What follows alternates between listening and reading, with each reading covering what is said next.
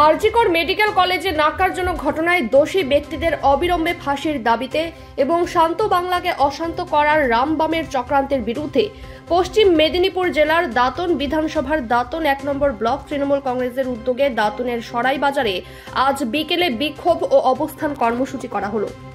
দলটি দাবি করছে, গত ১৪ই আগস্ট রাতে আরজিকর হাসপাতালে যে দুষ্কৃতী হামলা করেছিল তার সঙ্গে রাম এবং বাম দুজনেই জড়িত আছে, তাই অবিলম্বে তাদের দৃষ্টান্তমূলক শাস্তি দিতে হবে। দাঁতন বিধানসভার বিধায়ক সম্মানীয় বিক্রমচন্দ্র প্রধান বলেন, মমতা ব্যানার্জিকে পদত্যাগ করতে বলার আগে দেশের প্রধানমন্ত্রীকে পদত্যাগ করতে বলুন, তাহলেই দেশে এবং বাংলা পুরো শান্ত থাকবে।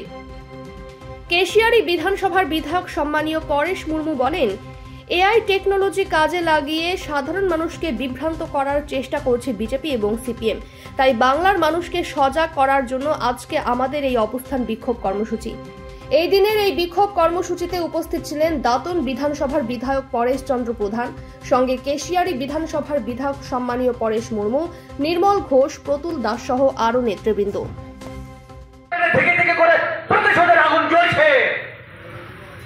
এই সমস্ত বিষয়গুলোতে তারা সকলে রাজনীতি করে গ্রহণ করে মানুষকে তাকিয়ে উত্তপ্ত করে পরিবেশ থেকে বেসামাল করে দেওয়ার চেষ্টা করা হচ্ছে। আপনাদেরও মনটাকে বেসামাল করে ভারাক্রান্ত করে দেওয়া হয়েছে।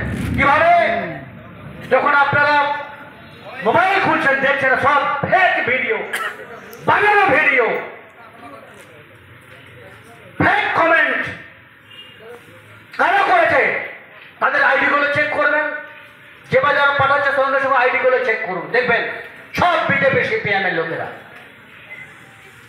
এইখানে আমাদের বক্তব্য, এক শ্রেণীর মিডিয়া যা প্রচার করছে, আপনার সোশ্যাল মিডিয়া যা আপনাদেরকে দেখানো হচ্ছে, পাঠানো হচ্ছে, সেটাকে আপনারা মাথা দিয়ে বিচার করবেন।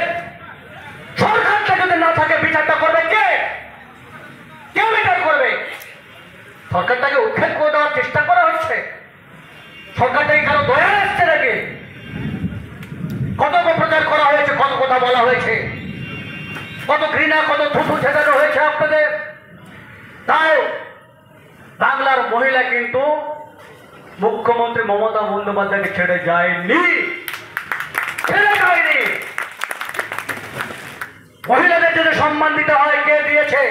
যান ভারতবর্ষের 28টা রাজ্যে তথ্য চেক আপ করুন, দেখুন এখানে আমাদের প্রায় 2 কোটি লক্ষ্মীর ভান্ডারের মেয়েরা যে লক্ষ্মীর ভান্ডার পাচ্ছে, এটা ফাঁক বা ভাতা নয়, সাহায্য নয়, এটা সম্মান। সম্মান তিনি করেছেন, মাথা উঁচু করে দাঁড়াবার। এই ঘটনা আমরা নিন্দা করছি, ফাঁসির দাবি করছি, দোষীকে শাস্তি দিতে হবে এবং রামবাম যে চক্রান্ত বাংলায় করছে তাকে প্রতিহত করতে হবে। প্রতিহত করার একটাই মাত্র জায়গা, পথে নামতে হবে। সেই পথে আমরা গতকাল থেকে নেমেছি। আজকে ধর্ণা কর্মসূচি থেকে আমরা ঘোষণা করতে চাই, আমাদের দাঁতুন ব্লকে রামবাম যদি কোনো বিশৃঙ্খলা করার চেষ্টা করে, আমরা কিন্তু ছেড়ে কথা বলবো না। কারণ আমরা আন্দোলন করতে করতে, আমরা সেই বিক্রমদার হাত ধরে 1998 সাল থেকে লড়াই সংগ্রাম করতে করতে আজকে আমরা এই জায়গায় দাঁতুন ব্লক এসছে। তাই আন্দোলনকে তৃণমূল কংগ্রেস ভয় করে না, আন্দোলন নিয়ে তৃণমূল কংগ্রেসের জন্ম।